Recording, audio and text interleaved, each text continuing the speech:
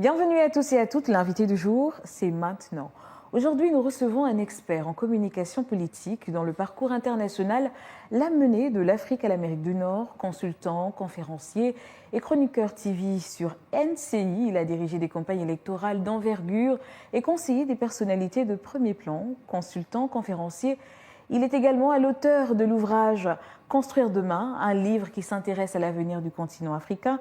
J'ai le plaisir de recevoir sur ce plateau M. Mohamed Nour Diarra-Souba. Soyez le bienvenu sur ce plateau. Merci de me recevoir sur votre plateau et merci aussi aux Gabonais de m'avoir très bien accueilli. C'est un plaisir de vous recevoir. Alors sans plus tarder, le titre, on va directement au titre parce que vous avez écrit un livre et vous venez pour en parler. Donc je le disais brièvement en titre, Construire demain. Le titre est à la fois une promesse et un appel à l'action. Quel est le message fondamental que vous souhaitez transmettre à vos lecteurs avec ce livre? D'abord, je voudrais dire que ce livre, je ne l'ai pas écrit tout seul. Je l'ai écrit avec une sœur à moi, Cynthia Vaudier, qui est très engagée justement sur les questions relatives aux femmes, sur les questions aussi relatives aux jeunes, bien évidemment. Vous savez, le titre « Construire demain », et il y a 2 points ensuite, c'est « La jeunesse, le dernier puzzle ». Ce livre s'adresse totalement aux jeunes. Vous savez, parce que j'ai compris quelque chose, c'est que nous, les jeunes aujourd'hui, nous devons nous engager. Nous avons le choix. Soit nous restons spectateurs de tout ce qui se passe, au risque de subir les décisions de demain, ou soit nous devenons des acteurs de demain, des acteurs qui sont réellement engagés pour le développement de notre continent, le développement de nos pays respectifs. Donc ce livre est un appel à la jeunesse, un appel à l'éveil des consciences, un appel aussi pour que nous nous disions, c'est notre temps, et c'est véritablement à nous aujourd'hui de prendre ce train-là, le train de l'engagement. Un appel, mais surtout une suite, parce qu'avant, vous avez écrit un essai. Oui, Mon rêve africain, vous savez, que j'ai sorti en 2022, un livre où justement je parlais de l'Afrique qu'on veut voir demain, l'Afrique dont nous rêvions justement, une Afrique où les jeunes, ou sa population, des plus jeunes ou moins jeunes, peuvent manger, peuvent s'alimenter, peuvent se soigner, peuvent s'éduquer. Aujourd'hui, je pense qu'il est temps de passer à l'action et de construire demain et de finir ce rêve-là. Donc, Mon rêve africain, c'était un rêve. Aujourd'hui, Construire demain, c'est le plan d'action justement pour réaliser ce rêve-là. Très bien.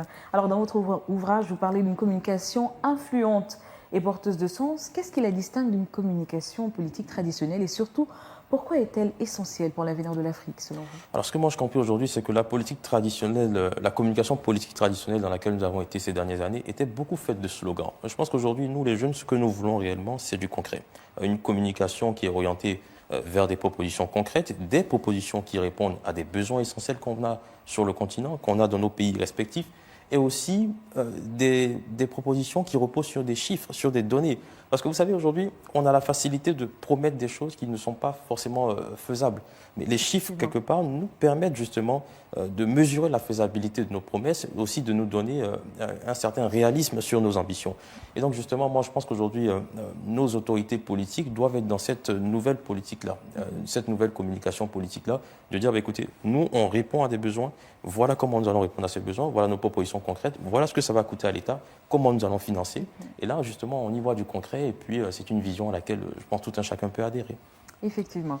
Et puis dans votre ouvrage, vous explorez également le rôle de la jeunesse dans l'émergence du continent. Comment, selon vous, les jeunes africains peuvent-ils transformer leur engagement en une force politique concrète? Avant d'y arriver, je pense qu'il faut regarder les statistiques aujourd'hui. Les moins de 35 ans représentent quasiment les 3/4 de la population. Et nous avons une population qui, d'ici 2050, sera autour de 2 milliards. Donc dès lors, on comprend essentiellement quelque chose. On fait face à de nombreux défis, notamment le défi du chômage. Il faut que dans les 20-30 prochaines années, justement, nous puissions créer environ 400 à 500 millions d'emplois. Face à tous ces défis, il est du devoir de la jeunesse de se faire représenter, de se faire entendre, parce que justement, dans les 20 prochaines années, c'est nous qui allons subir les décisions qui sont prises aujourd'hui. Donc, nous devons nous constituer en force, pas forcément une force politique, mais en force de proposition. Vous savez, il ne faut pas tout ramener à la politique. Et c'est malheureusement ce qu'on fait très souvent. Quand on parle d'engagement, on fait directement le lien avec la politique. Mais celui qui est artiste, celui qui est peintre, celui même qui simplement est éboueur, est en train de s'engager. Pour l'environnement, est en train de s'engager pour l'art. Donc l'engagement, c'est justement regarder dans son environnement ce qui se passe et faire une proposition concrète, de dire moi je ne suis pas d'accord avec ce qui se passe, ou bien je suis d'accord avec ce qui se passe, mais je pense que nous pouvons améliorer ce qui se passe. Donc voilà ma proposition. C'est ça l'engagement et c'est ça la force de l'engagement. D'accord. Alors votre livre aborde également la nécessité de rompre avec certains mythes. Quels sont les principaux stéréotypes sur la politique africaine que vous cherchez réellement à déconstruire? Premier des mythes, c'est que la jeunesse n'est pas prête. On l'entend beaucoup, on nous le dit. Je suis d'accord qu'il faut se former. Mais il faut comprendre quelque chose, c'est que le monde d'aujourd'hui a évolué. Vous savez, quelques années plus tôt, on pouvait ne pas avoir confiance aux jeunes. Mais vous avez une jeunesse africaine aujourd'hui qui est déterminée, une jeunesse qui a faim d'engagement. Je prends le cas de mon pays, la Côte d'Ivoire, où on a vu récemment plusieurs jeunes qui ont décidé de s'engager aux élections présidentielles, tant bien que mal, ils n'ont pas pu passer le cap des parrainages. Mais essentiellement, c'est un message fort qui a été envoyé dans mon pays, où on a vu ces jeunes-là qui avaient vraiment faim d'engagement. Donc je pense qu'aujourd'hui, il ne faut pas qu'on dise que les jeunes ne sont pas prêts. Nous sommes prêts, nous sommes d'accord que nous avons parfois besoin de nous former, mais nous sommes prêts à prendre notre place à la table de décision, à conseiller, à apporter des idées qui, elles, sont très novatrices, des idées qui répondent à nos besoins, parce que nous sommes majoritaires sur le continent, comme je vous l'ai dit. Donc moi, je pense qu'essentiellement, il faut sortir de ce mythe-là. Deuxième mythe, c'est la question des femmes. Vous êtes une femme, il faut le dire aujourd'hui, moi je le dis partout où je passe, c'est que l'avenir de l'Afrique se trouve chez les femmes. Et malheureusement, dans les années précédentes, les gens ne comprenaient pas cela. Aujourd'hui, on le voit, de plus en plus de femmes qui s'engagent, qui ont des postes de responsabilité. Donc moi, je peux vous dire absolument, je pense que ce mythe-là est en train d'être déconstruit par les réalités d'aujourd'hui, par les compétences des femmes et par les compétences des jeunes. D'accord. Vous ne parlez pas que de rompre avec certains mythes, vous parlez également de leadership, qui est d'ailleurs le thème central, si je peux le dire, de votre travail. Oui. Quelles sont les qualités essentielles d'un leader capable de construire demain sur le continent africain? Avec Cynthia, quand on a écrit le livre, ce qu'on a compris essentiellement, c'est que la qualité première qu'il faut avoir, c'est le sens de l'écoute. Vous savez, on peut entendre des gens, mais on peut ne pas les écouter. En écoutant les gens, on comprend leurs besoins. On comprend des réalités qui sont là. Et tout à l'heure, vous m'avez posé la question sur les compétences d'une bonne communication politique. Mais c'est ça aussi, c'est l'écoute. L'écoute, ça vient avec le besoin. Lorsqu'on écoute bien une personne, on peut déterminer son besoin. Une deuxième qualité, c'est la force de proposition. Vous savez, une bonne écoute, elle est suivie d'une bonne proposition. Parce qu'on a écouté les besoins, le leader, il va faire une bonne proposition qui répond à des besoins. Et justement, la dernière qualité du leader, c'est la rigueur. C'est bien de faire des propositions. Mais au-delà des propositions, il faut s'assurer que ces propositions soient mises en place. Vous savez, on a beaucoup rêvé ces dernières années, et je pense qu'aujourd'hui, ce qui nous manque, c'est justement la rigueur. Pour que les propositions, les ambitions que tout un chacun a, puissent justement se réaliser de façon concrète. Ah, très bien. Et selon vous, quelles sont les compétences les plus importantes, justement, que doit posséder un bon communicant politique aujourd'hui? L'honnêteté, la transparence. Pour moi, c'est bien plus qu'évident. Vous savez, aujourd'hui, ce qui manque justement à nos communications, et c'est là malheureusement le petit défaut des réseaux sociaux aujourd'hui, c'est que tout le monde dit ce qu'il a envie de dire. Et je pense que si on arrive justement à être beaucoup plus transparent, beaucoup plus honnête dans nos propositions, justement, je pense qu'on pourra répondre à ces problématiques-là. Très bien. Je souligne tout de même que vous avez conseillé des leaders politiques en Côte d'Ivoire, en France et au Canada, donc vous savez très bien de quoi vous parlez. Et on va parler à présent des réseaux sociaux. Les réseaux sociaux qui ont surtout révolutionné la politique, comment les acteurs politiques africains peuvent-ils utiliser efficacement, surtout sans tomber dans les pièges de la désinformation et du sensationnalisme? J'y arrive. Bien sûr, mais moi ce que je dis d'abord, c'est qu'il faut comprendre que les réseaux sociaux sont parfois une menace pour nos démocraties. Avec les questions de désinformation, au-delà de la désinformation, on a aussi un fléau qui est le cyberactivisme. Aujourd'hui, nous les jeunes, on s'informe de moins en moins avec la presse. On préfère justement aller regarder sur les réseaux sociaux quelles sont les dernières actualités. Alors que parfois, ce n'est pas l'actualité la plus fiable. Donc je pense qu'il y a ce défi-là. Et c'est aussi aux autorités africaines de pouvoir se donner les moyens, de pouvoir encadrer l'information sur les réseaux sociaux. Mais pour revenir à la question concernant les leaders politiques, je pense qu'il faut voir les réseaux sociaux comme un outil, un agrégat qui puisse permettre effectivement d'écouter les populations. Parce qu'on ne peut pas être partout à tout moment, mais avec les réseaux sociaux, on peut entendre des voix d'opposition, des voix qui ne sont pas d'accord avec nos actions.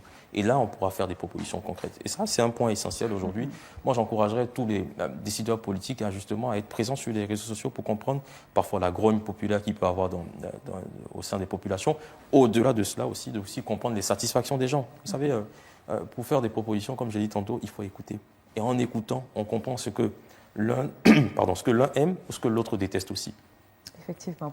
Alors, pour revenir un peu à votre roman que vous êtes venu présenter, Construire demain, est-ce que vous avez d'autres projets d'écriture, peut-être aller sur un autre registre? Écoutez, je pense que l'écriture, elle vient avec l'inspiration. Pour l'instant, la priorité qu'on a en ce moment, c'est de rassembler, d'éveiller les consciences, d'emmener tout un chacun justement à pouvoir s'engager pour la cause des jeunes. Et avec Cynthia, on l'a très bien compris. D'autres livres, peut-être que ça viendra. Vous savez, moi, mon objectif n'est pas seulement d'écrire des livres, mon objectif c'est d'impacter, c'est d'avoir le maximum d'impact. Et je le dis tout le temps, je me veux être le porte-parole des jeunes auprès des décideurs politiques. Créer cette passerelle-là, créer ce pont-là entre les leaders politiques et les jeunes. Parce que les jeunes ont beaucoup de revendications et ça, c'est partout sur le continent.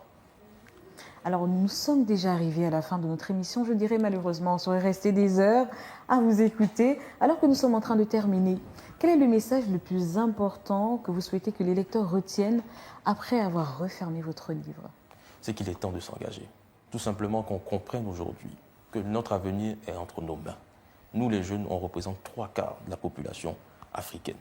Dans nos pays, peu importe que nous soyons, moi je suis ivoirien, mais j'ai la chance d'être sur votre plateau du Gabon, c'est un sens et c'est aussi une marque d'engagement pour dire que notre message va au-delà de nos frontières. Notre message va au-delà de nos petites personnes. Notre message, c'est pour nous que nous nous mettions ensemble. Il ne faut pas qu'on aille en rang dispersé. Malheureusement, vous savez, dans nos pays, tout le monde veut être le leader dans ce qu'il fait. Vous avez plusieurs initiatives qui sont créées. Il est temps pour nous de se mettre ensemble, de dire, écoutez, qu'est-ce que vous faites? Voilà ce que je fais. Nous pouvons nous mettre ensemble et nous pouvons travailler ensemble. Et c'est sur ça qu'il faut que nous puissions travailler dans les prochaines années. Le défi de l'Afrique, vous savez, ce n'est pas le défi monétaire, ce n'est pas le défi économique, c'est le défi de la solidarité et de l'unité. Donc ça, c'est le message que je peux transmettre à tous mes lecteurs. Le défi de la solidarité et de l'unité. L'unité.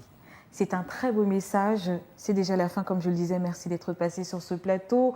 Je rappelle que nous étions avec M. Mohamed Nour Diarra-Souba. Il est venu partager avec nous sa vision, son expertise et surtout parler de construire demain, qui n'est pas un titre, c'est un véritable appel à l'action. Et pour conclure, je citerai une phrase que vous avez écrite dans votre ouvrage. Le leadership est le chemin et l'engagement, le moteur du changement. Une belle formule qui nous rappelle que l'avenir se construit avec des actions concrètes. Merci encore à vous et merci surtout à vous, chers téléspectateurs, de nous avoir suivis. On se dit à très vite pour un nouveau numéro de l'invité du jour. En attendant, bonne suite de programme sur Gabon 24.